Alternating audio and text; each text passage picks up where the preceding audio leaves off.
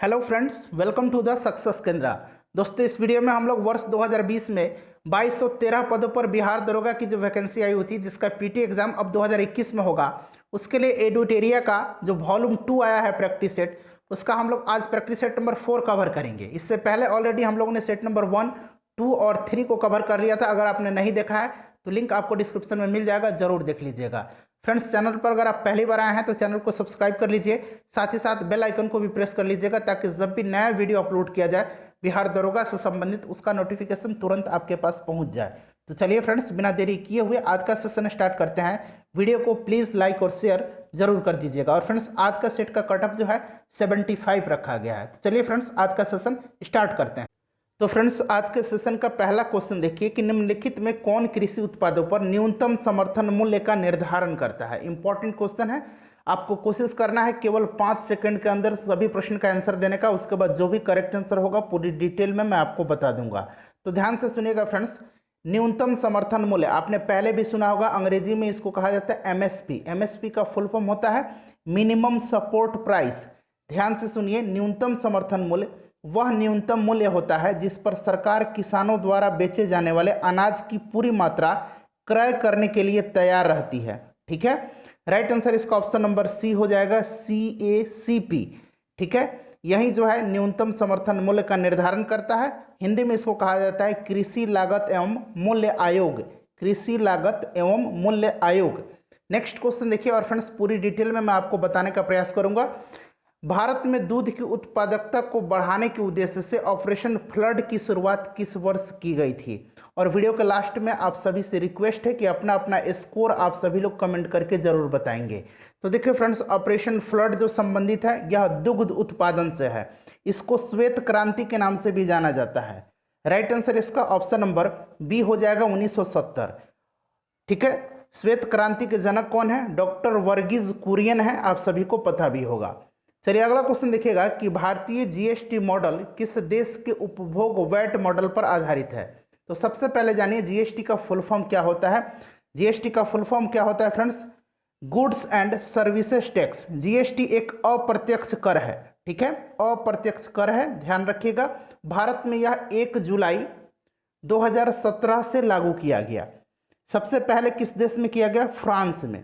और भारत में जो जीएसटी मॉडल जो है यह कनाडा पर आधारित है। कनाडा के जो है उपभोग वैट मॉडल पर आधारित है। ऑप्शन नंबर सी इस प्रश्न का करेक्ट आंसर हो जाएगा। जीएसटी काउंसिल का अध्यक्ष कौन होता है? तो भारत के वित्त मंत्री होते हैं, ध्यान रखिएगा। निम्न में जो है मुद्रा के किस रूप को संकीर्ण मुद्रा कहा जाता है? निम्न में से मुद्रा के किस रूप को संकीर्ण मुद्रा कहा जाता है? तो ये कहा जाता है M1 को। ध्यान रखिएगा, पूछा जाता है यह प्रश्न। उसके बाद देखिए सेट, SET निम्न में से किस देश के स्टॉक एक्सचेंज का नाम है? फ्रेंड्स, अगर मेरे पढ़ाने का तरीका आपको पसंद आता है तो आपसे रिक्वेस्ट है कि वीडियो को लाइक जरूर किया करें। आपका एक लाइक मुझे काफ़ी मोटिवेट करता है।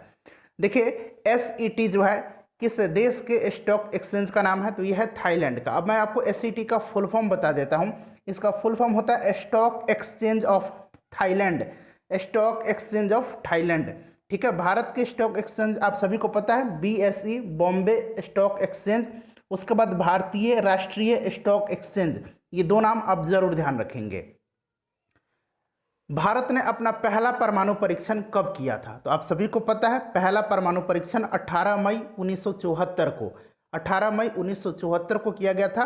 ठीक है, उस समय प्रधानमंत्री श्रीमती इंदिरा गांधी जी थी। और यह जो परीक्षण था इसका कोड नाम क्या था? स्माइलिंग बुद्धा था। उसके बाद फ्रेंड्स ध्यान दीजिएगा, दूसरी बार जो है 24 वर्षों के बाद 11 मई, यहाँ मैं लिख देता हूँ 11 मई और 13 मई के दिन जो है 11 मई और 13 मई 1998 को दूसरा परमाणु परीक्षण भारत ने किया।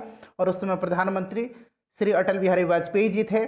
और इसका जो नाम रखा गया था शक्ति 98, यहाँ मैं लिख देता हूँ शक्ति 98 रखा गया था। ये भी ध्यान रखेंगे। चलिए अगला क्वेश्चन देखिएगा, विश्व वानिकी दिवस प्रतिवर्ष किस तिथि को मनाया जाता है? तो फ्रेंड्स, यह प्रत्येक वर्ष जो है 21 मार्च के दिन मनाया जाता है। ठीक है, ध्यान रखिएगा।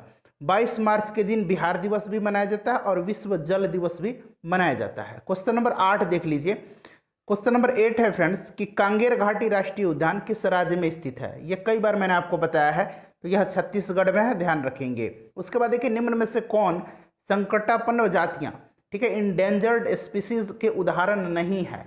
तो देखिए कस्तूरी मृग भी है, ग्रेट इंडियन बस्टर्ड भी है, बाघ भी है। ये जो डोडो पक्षी है ना, यह लुप्त हो गई है पूर्णतः, पूरी तरह से यह जो है लुप्त हो गई है। डोडो पक्षी जो है हिंद महासागरीय देश मॉरिशस का एक स्थानीय पक्षी था जो उड़ने में अक्षम था, यानी कि यह उड़ नहीं सकता था, यह पूरी तरह से लुप्त हो गया है। अगला क्वेश्चन देखिएगा कि संयुक्त राष्ट्र पर्यावरण कार्यक्रम का मुख्यालय कहाँ स्थित है?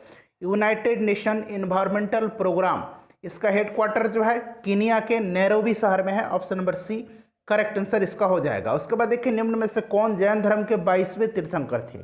तो जैन धर्म के तीर्थंकरों को मैंने बताया था कि किनका किनका जो है आपको नाम और क्रम याद रखना है। तो 22वें तीर्थंकर जो थे फ्रेंड्स ये कौन थे? अरिष्टनेमी थे। Option number C right answer हो जाएगा।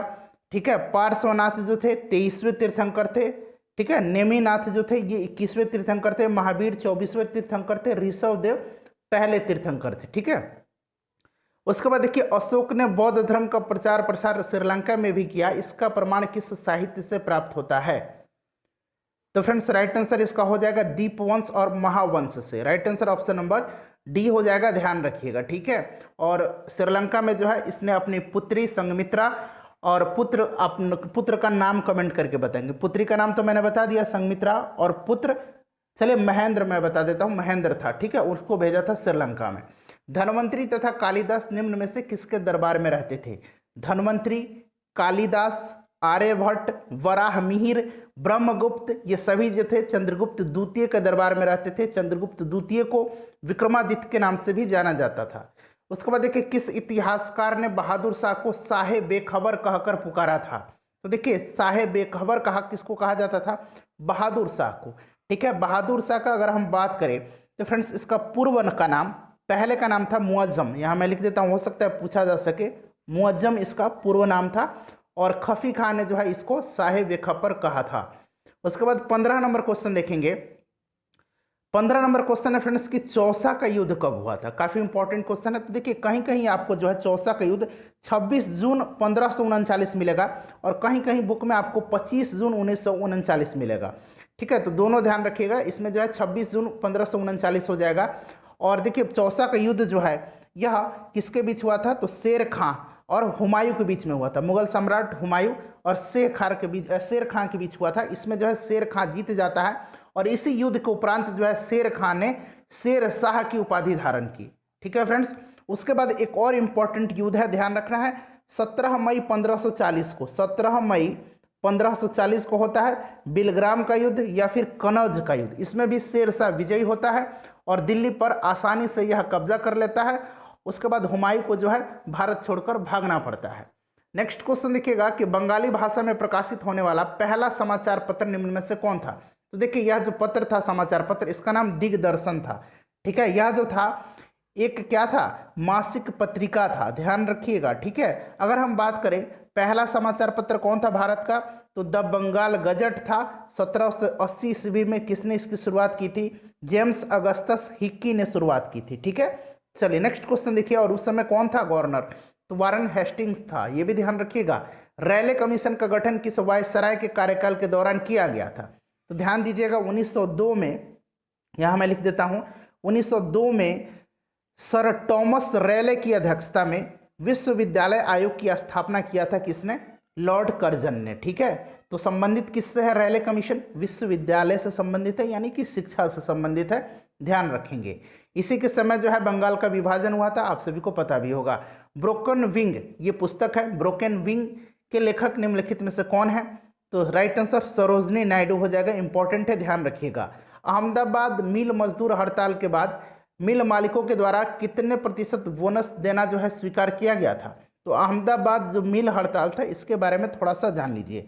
देखिए फ्रेंड्स, गांधी जी ने पहली बार भूख हड़ताल जो है अहमदाबाद मिल मजदूरों के हड़ताल के समर्थन में 1918 में किया था। ठीक है, ध्यान रखेंगे। और इसमें जो है कितना 35% जो है बोनस देना स्वीकार किया गया। नेक्स्ट क्वेश्चन हमारा है कि इंडियन सोसाइटी संगठन की स्थापना किसके द्वारा किया गया था? फ्रेंड्स, इससे पहले हम लोगों ने 41 प्रैक्टिस सेट कवर किया हुआ है, लिंक आपको डिस्क्रिप्शन में मिल जाएगा। एडुटेरिया का जो हमारा ये वॉल्यूम 2 है, 3 प्रैक्टिस सेट हमने कवर किया है।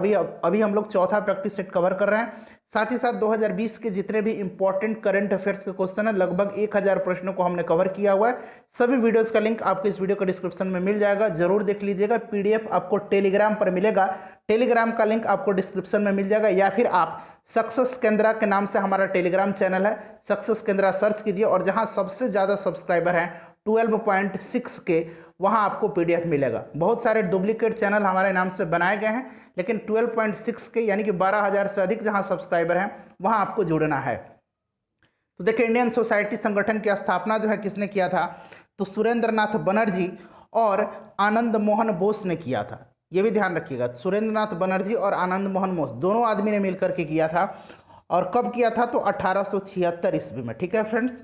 और देखिए, इस संस्था को भारतीय राष्ट्रीय कांग्रेस का पूर्वगामी कहा गया है।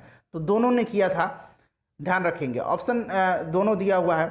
निम्नलिखित में से भारतीय राष्ट्रीय कांग्रेस का कौन सा अधिवेशन गांव में संपन्न हुआ था, तो गांव में जो है भारतीय राष्ट्रीय कांग्रेस का 51वां जो है अधिवेशन था। कौन सा 51वां अधिवेशन था, जो कि हुआ कब था, तो 1937 में हुआ था फैजाबाद में। और इसकी अध्यक्षता किसने किया था, तो इसकी अध्यक्षता किया था पंडित जवाहरलाल नेहरू ने। ठीक है, तो ऑप्शन में 51वां नहीं है, ध्यान रखेंगे।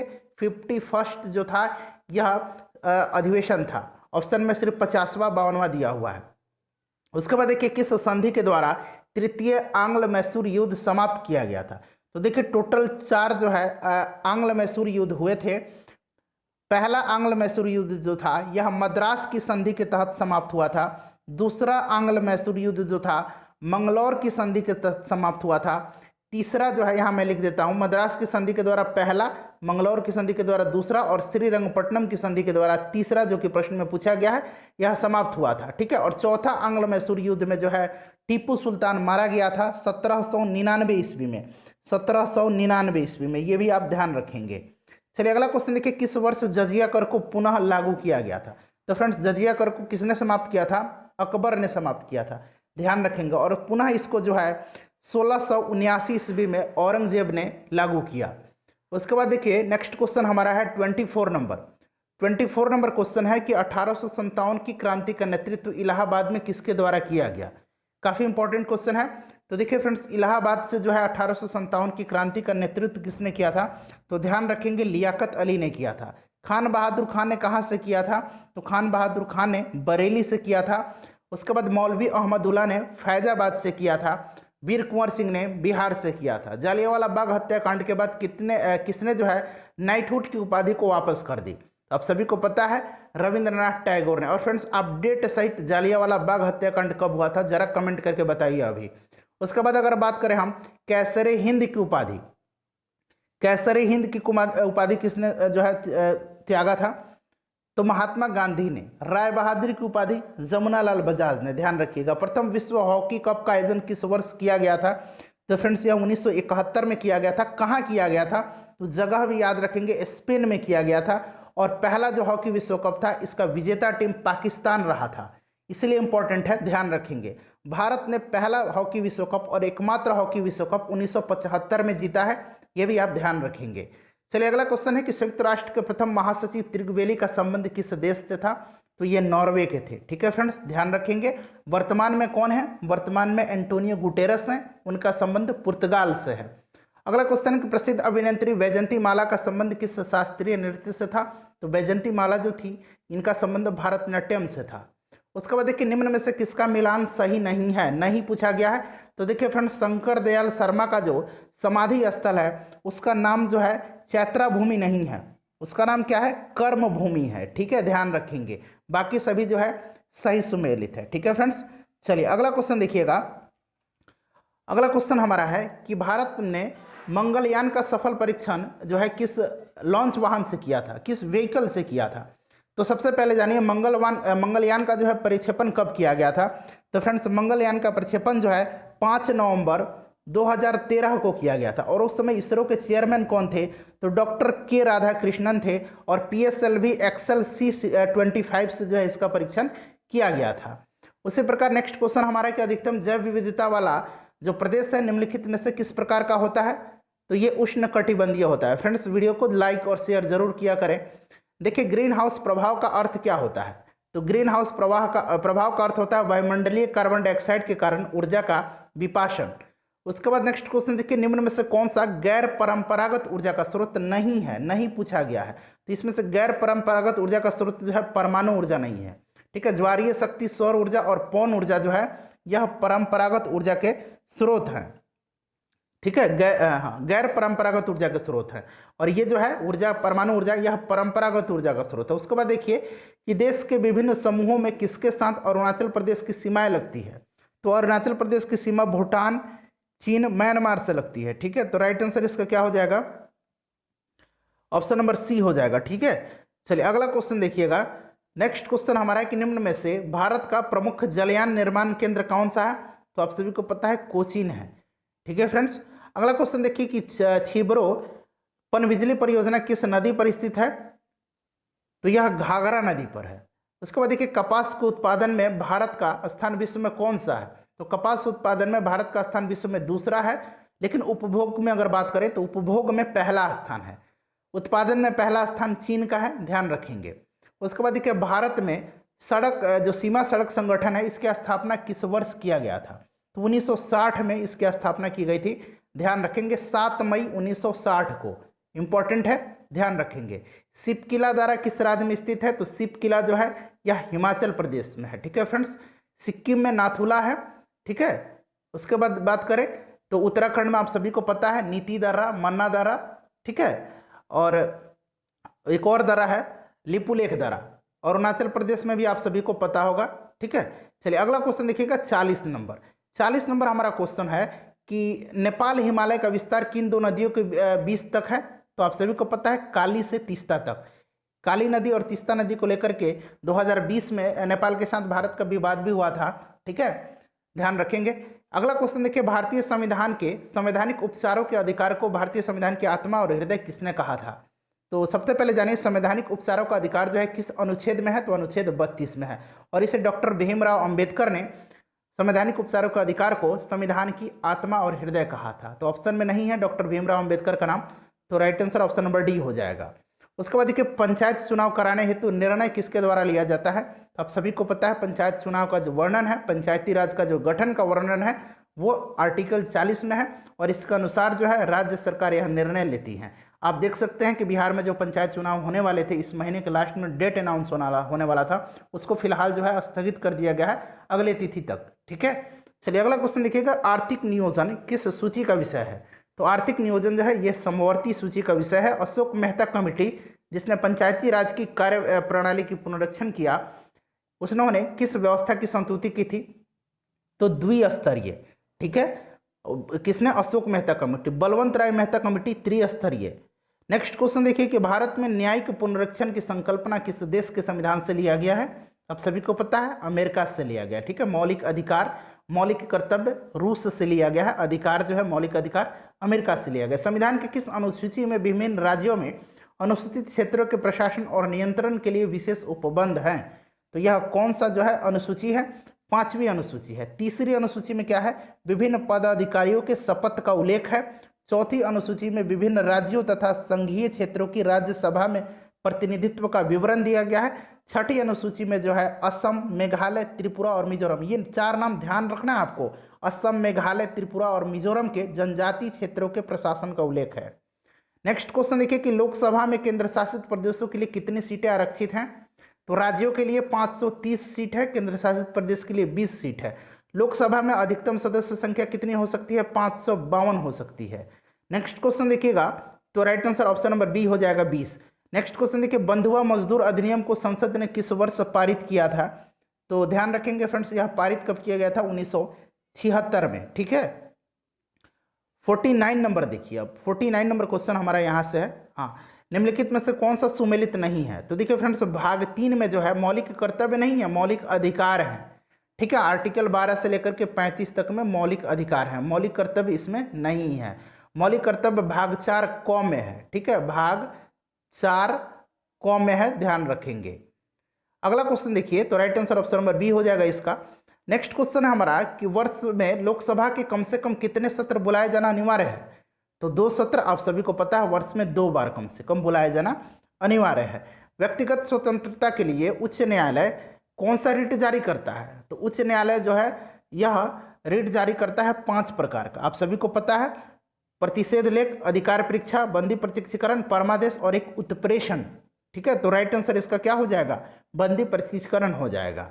संपत्ति का अधिकार को किस वर्ष मौलिक अधिकार से हटाया गया था? तो देखिए पहले जो थे 7 मौलिक अधिकार थे, लेकिन 44वां संविधान संशोधन जो कि 1978 में हुआ था, उसके तहत जो है संपत्ति का अधिकार को मौलिक अधिकार की सूची से हटा करके कानूनी अधिकार की सूची में आर्टिकल 301 के अंतर्गत इसको रखा गया। Right answer option number B 1978 हो जाएगा। ए रिवर सूत्र पुस्तक के लेखक कौन है? तो गीता मेहता हैं। ध्यान रखेंगे 1993 में यह पुस्तक प्रकाशित की गई थी। एमनेस्टी इंटरनेशनल को किस वर्ष शांति का नोबेल पुरस्कार दिया गया था? तो देखिए फ्रेंड्स, एमनेस्टी इंटरनेशनल की स्थापना 1961 में हुई थी। इसका हेडक्वार्टर लंदन यूनाइटेड किंगडम में है। ठीक है, और शोषण के खिलाफ अभियान चलाने के लिए 1977 में जो है इसको जो नोबेल शांति पुरस्कार से सम्मानित किया गया था। एक और इंपॉर्टेंट पॉइंट ध्यान रखिएगा, 1978 में एमनेस्टी इंटरनेशनल को संयुक्त राष्ट्र मानवाधिकार पुरस्कार से भी नवाजा गया था। ठीक है, चलिए अगला क्वेश्चन देखिए, एनियक क्या था? तो यह एक इलेक्ट्रॉनिक कंप्यूटर था। हाल ही में किस राज्य सरकार ने मेजर ध्यानचंद स्टेडियम योजना की शुरुआत की है? तो फ्रेंड्स ये क्या है, राजस्थान ने। Option number B correct answer हो जाएगा। 57 नंबर क्वेश्चन देखिए, 57 नंबर है कि बीसीसीआई ने खेल के इतिहास में पहली बार किस ट्रॉफी के 2020-21 सत्र को रद्द करने का फैसला लिया है? तो ये फैसला किया है रणजी ट्रॉफी का। ठीक है, हाल ही में किस राज्य ने विधानसभा चुनाव में मतदान प्रतिशत को बढ़ाने हेतु वोटबंदी अभियान की शुरुआत की है? तो फ्रेंड्स यह किया है केरल ने। किस भारतीय मुक्केबाज को AIBA की चैंपियंस एंड वेटरनर्स समिति का अध्यक्ष नियुक्त किया गया है? तो AIBA का फुल फॉर्म होता है इंटरनेशनल बॉक्सिंग एसोसिएशन। इसका हेडक्वार्टर लॉसन जो है स्विट्जरलैंड में है। ठीक है, आप हिंदी में इसको लुसाने भी पढ़ेंगे, लिखा हुआ मिलेगा, स्विट्जरलैंड में है। और मैरी कॉम को जो है इसका अध्यक्ष नियुक्त किया गया है इस समिति का। ठीक है, चैंपियंस एंड वेटरनर्स समिति का अध्यक्ष मैरी कॉम को नियुक्त किया गया है। मैरी कॉम का संबंध किस राज्य से है, जरा आप कमेंट करके बताएंगे। ये किस राज्य की रहने वाली हैं? 10 लाख से कम आबादी वाले शहरों में ईज ऑफ लिविंग 2020 की सूची में कौन सा शहर पहले स्थान पर? ध्यान से पढ़िएगा, 10 लाख से कम आबादी वाला। देखिए यह इंडेक्स जो है ईज ऑफ लिविंग 2020 यह जारी किया है केंद्रीय शहरी विकास मंत्रालय ने। ठीक है, और 10 लाख से कम आबादी वाले शहरों में पहले स्थान पर शिमला है। 10 लाख से अधिक आबादी वाला पूछा जाए तो याद रखिएगा बेंगलुरु है। क्लियर। नेक्स्ट क्वेश्चन देखिए कि हाल ही में किस देश ने बहुराष्ट्रीय अभ्यास डेजर्ट फ्लैग की मेजबानी की है? तो देखिए डेजर्ट फ्लैग जो है यह बहुराष्ट्रीय जो है वायु सैन्य अभ्यास है और UAE ने इसकी मेजबानी की है। उसके बाद देखिए रॉबर्ट इरविन ने wild life photographer of the year 2020 पुरस्कार जीता है। उनकी तस्वीर का शीर्षक क्या था? तो रॉबर्ट इरविन ऑस्ट्रेलिया के रहने वाले हैं, ध्यान रखिएगा ऑस्ट्रेलिया के, और इनका शीर्षक जो था तस्वीर का वो था बुश फायर। नेक्स्ट क्वेश्चन देखिए 30वां बिहारी पुरस्कार 2021 से किसे सम्मानित किया गया है? तो मोहन कृष्ण वोहरा को किया गया है। उनकी पुस्तक का नाम तस्लीमा है, ध्यान रखिएगा, कम से कम इतना याद रखिएगा तस्लीमा। ठीक है, नेक्स्ट क्वेश्चन देखिए चर्चित पुस्तक वहाना मास्टर क्लास के लेखक कौन है? तो वहाना मास्टर क्लास के लेखक हैं अल्फ्रेडो कोवेली। अल्फ्रेडो कोवेली जो है ये इटली के हैं। कहाँ के हैं? इटली के हैं।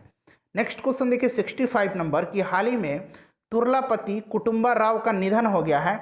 इनका संबंध किससे था? तो तुर्लापति कुटुंबा राव का संबंध जो था पत्रकारिता से था। यह एक तमिल पत्रकार थे। किस राज्य सरकार ने पानी और मिट्टी की टेस्टिंग करने के लिए कृषि संजीवनी वैन की शुरुआत की है? तो किस राज्य सरकार ने किया है? कर्नाटक ने। नेक्स्ट क्वेश्चन देखिए दावोस संवाद 2021 का आयोजन किस संस्थान द्वारा किया गया है? तो ये किया गया है विश्व आर्थिक मंच वर्ल्ड इकोनॉमिक फोरम के द्वारा। अगला क्वेश्चन है कि आर्थिक समीक्षा 2020 से संबंधित तथ्य पर विचार करना है और सही कथन को जो है चुनना है।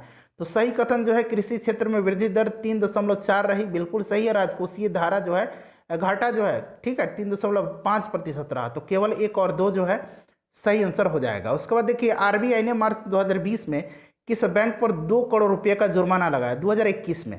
तो 2021 में RBI ने स्टेट बैंक ऑफ इंडिया यानी कि SBI पर लगाया है। हाल ही में किसे दुनिया के सबसे प्रदूषित राजधानी घोषित किया गया है? तो देखिए फ्रेंड्स ध्यान दीजिएगा, काफ़ी अच्छा क्वेश्चन है। देखिए स्विस संगठन यानी कि स्विट्जरलैंड का एक संगठन है IQ ईयर। ठीक है, IQ ईयर ने जो है एक रिपोर्ट में नई दिल्ली को दुनिया का सबसे प्रदूषित राजधानी घोषित किया है। हाल ही में किस राज्य ने फल उत्पादन को बढ़ावा देने के लिए फ्रेश फूड केक मूवमेंट, ठीक है, केक मूवमेंट, यहाँ मेक नहीं केक मूवमेंट का शुरुआत किया है। तो ये महाराष्ट्र सरकार ने किया है। ध्यान रखिएगा, महिलाओं की सुरक्षा हेतु किस राज्य सरकार ने अभयम ऐप लॉन्च किया है? तो यह जो राज्य है ये कौन सा राज्य हो जाएगा? ये हो जाएगा आंध्र प्रदेश। ठीक है फ्रेंड्स, ध्यान रखेंगे। उसके बाद नेक्स्ट क्वेश्चन देखिए, 73 नंबर क्वेश्चन है हमारा कि अंतर्राष्ट्रीय महिला दिवस 2021 का थीम क्या था? तो अंतर्राष्ट्रीय महिला दिवस 8 मार्च के दिन प्रतिवर्ष मनाया जाता है। इसका थीम क्या था फ्रेंड्स? इसका थीम था इस वर्ष women in leadership and equal future in covid world. अगला क्वेश्चन है कि हाल ही में दुनिया के सबसे पुराने जानवर का जीवाश्म किस राज्य से प्राप्त हुआ है? तो मध्य प्रदेश से हुआ है। Option number C correct answer हो जाएगा। वर्ष 2020 में एफडीआई का सबसे ज़्यादा जो है सबसे बड़ा प्राप्तकर्ता देश कौन बना? तो ये चाइना बना है। ध्यान रखेंगे। पद्म अवार्ड 2021 के तहत कितने लोगों को पद्मश्री देने की घोषणा की गई है? तो टोटल कितने लोगों को पद्म पुरस्कार से नवाजा गया है 2021 में? 119 लोगों को, जिसमें से कि 7 लोगों को पद्म विभूषण, 10 लोगों को पद्म भूषण और 102 लोगों को पद्मश्री देने का ऐलान किया गया है। पद्म अवार्ड पर स्पेशल वीडियो है, देख लीजिएगा चैनल पर जाकर के। प्रतिवर्ष वर्ल्ड स्लीप डे कब मनाया जाता है? तो वर्ल्ड स्लीप डे जो है 19 मार्च के दिन मनाया जाता है। वीडियो के लास्ट में आप सभी लोग अपना अपना स्कोर जरूर बताइएगा। निम्न में से किस पर ध्वनि का तारतम्य निर्भर करता है? आसान क्वेश्चन है, आवृत्ति पर करता है। सूर्य के चारों ओर घूमने वाले पृथ्वी के लिए कौन सा बल जिम्मेदार है? तो आप सभी को पता है यह बल जो है, यह फोर्स जो है गुरुत्वाकर्षण बल है। जब कोई वस्तु पृथ्वी से चंद्रमा पर स्थानांतरित किया जाता है तो द्रव्यमान पर क्या प्रभाव पड़ता है? तो मैंने बताया था कि द्रव्यमान कभी नहीं बदलता है, ठीक है, तो अपरिवर्तित रहेगा। उसके बाद देखिए, रात के समय जो आवासीय क्षेत्र है उसमें शोर का जो अनुमानित स्वर है कितना होना चाहिए? तो ये 45 डीबी होना चाहिए, ठीक है। नेक्स्ट क्वेश्चन देखिएगा 82 नंबर कि निम्नलिखित में से किसका तरंग दैर्घ्य सबसे कम होता है? तो right answer option number D हो जाएगा, ठीक है, गामा किरण का। अगला क्वेश्चन देखिएगा कि 6 ओम के 3 प्रतिरोधों को 6 वोल्ट की सप्लाई पर समानांतर क्रम में जोड़ा जाता है, परिपथ का कुल प्रतिरोध कितना होगा? तो समानांतर क्रम में 6 ओम के 3 प्रतिरोध है, तो आपसे प्रतिरोध ही पूछा जा रहा है। इस 6 वोल्ट की सप्लाई से आपको कोई मतलब नहीं है। तो समानांतर में हो तो क्या होता है? 1/R1 1/R2 प्लस करते करते ये 1/R1 Rn तक जाता है, ठीक है, ये फॉर्मूला आपको पता है। तो 3 रेजिस्टेंस है 1/6 ओम के 1/6 ओम के 1/6 ओम के, इसको सॉल्व कर लीजिएगा। 6 एलसीएम हो जाएगा, 1 + 1 + 1 हो जाएगा, यानी कि 3/6, 3 दूना 6 आ जाएगा, 2 से कट जाएगा, उलट दीजिएगा तो ये 2 ओम इसका राइट आंसर हो जाएगा, ठीक है। उसके बाद देखिए, आवर्त सारणी के वर्ग में ऊपर से नीचे जाने पर विद्युत ऋणात्मकता का क्या प्रभाव पड़ता है? तो देखिए, सबसे ज्यादा विद्युत ऋणात्मक तत्व कौन सा है? फ्लोरीन है, ठीक है। तो देखिए, सीधी सी बात है, जब आप नीचे आएंगे तो फ्लोरीन है, क्लोरीन है, क्लोरीन कम हो जाएगा, फिर ठीक है, फ्लोरीन, क्लोरीन, ब्रोमीन, आयोडीन ये कम होता जाएगा, तो घटता जाता है, ठीक है, ध्यान रखेंगे। उसके बाद नेक्स्ट क्वेश्चन कि शराब का पीएच मान 2.8 होता है, कई बार आपने पढ़ा होगा।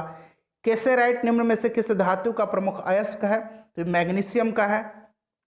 परमाणु संख्या 20 वाले परमाणु क्रमांक का इलेक्ट्रॉनिक विनिमय, सबसे पहले आप बताइए परमाणु संख्या 20 जो है किसका है? मैं यहाँ देता हूँ क्लोरीन का, सोडियम का, कैल्शियम का और पोटेशियम का, ये 4 ऑप्शन में देता हूँ। बताइए कि परमाणु संख्या 20 किसका होता है, ठीक है। देखिए 20 का जो है एटॉमिक स्ट्रक्चर हो जाएगा 288, देखिए 2 8 10 8 18 2 20, ठीक है, 20 है, तो राइट आंसर इसका ऑप्शन नंबर बी हो जाएगा, ठीक है। और बताइए किसका एटॉमिक नंबर 20 होता है? निम्न में से कौन ठोस स्नेहक का उदाहरण है? तो ठोस स्नेहक का जो है ये ठोस लुब्रिकेंट का जो है ग्रेफाइट उदाहरण हो जाएगा। ग्रेफाइट विद्युत का सुचालक होता है। निम्न विकल्पों में से किसका ज्वलन ताप सबसे कम होता है? तो ध्यान रखिएगा, पेट्रोल का सबसे कम ज्वलन ताप होता है। उसके बाद 90 नंबर क्वेश्चन देखिए कि निम्न में से कौन जड़ का उदाहरण नहीं है? तो आलू जो है जड़ का उदाहरण नहीं है। टिक्का रोग का संबंध किससे है? तो टिक्का रोग किसमें होता है? मूंगफली में होता है, आपने कई बार पढ़ा भी होगा। 92 नंबर क्वेश्चन देखिएगा कि जीवाणु की कोशिका में सूत्र कणिका की संख्या कितनी होती है? तो कितनी होती है? 0 होती है। उसके बाद देखिए निम्न में से किस कोशिकाओं के द्वारा इंसुलिन का स्राव होता है? तो लैंगरहैंस-की बीटा कोशिका से, ठीक है, लैंगरहैंस-की बीटा कोशिका से। अगला क्वेश्चन देखिए, मानव शरीर की सबसे लंबी अस्थि जो है फीमर है। फीमर आपने पढ़ा होगा, हिंदी में उरु अस्थि कहा जाता है, जांग की हड्डी है। स्टेपस जो है ये कान की हड्डी है और सबसे छोटी हड्डी होती है। निम्न में से कौन एक प्रकार का रेशेदार प्रोटीन का उदाहरण है? तो केराटिन है। फ्रेंड्स 96 से लेकर के 100 तक मैथ के क्वेश्चन है, मैं आपको सिर्फ आंसर बता देता हूं, आप स्वयं हल करेंगे। राइट आंसर इसका 3 हो जाएगा। उसके बाद देखिए ये आसान आसान प्रश्न है, खुद भी आप लोग सॉल्व कर सकते हैं। राइट आंसर इसका 2 हो जाएगा। वैसे आप एक बार कमेंट का सॉल्व जरूर करिएगा खुद से, ठीक है। हो सकता है मेरा आंसर गलत भी हो सकता है। 4% की हानि हो जाएगी। उसके बाद नेक्स्ट क्वेश्चन देखिए 99 का 4000 रुपया हो जाएगा और 100 का 1:2 हो जाएगा। ठीक है फ्रेंड्स, उम्मीद करता हूं कि वीडियो पसंद आई होगी। वीडियो को लाइक और शेयर जरूर किया करें। और फ्रेंड्स सभी वीडियोस का लिंक आपको डिस्क्रिप्शन में मिलेगा। पीडीएफ आपको इसका टेलीग्राम पर मिल जाएगा, टेलीग्राम ज्वाइन कर लीजिएगा। सक्सेस केंद्रा के नाम से है। 12,000 से अधिक सब्सक्राइबर है हमारे टेलीग्राम पर। मिलते हैं नेक्स्ट वीडियो में। Thanks for watching.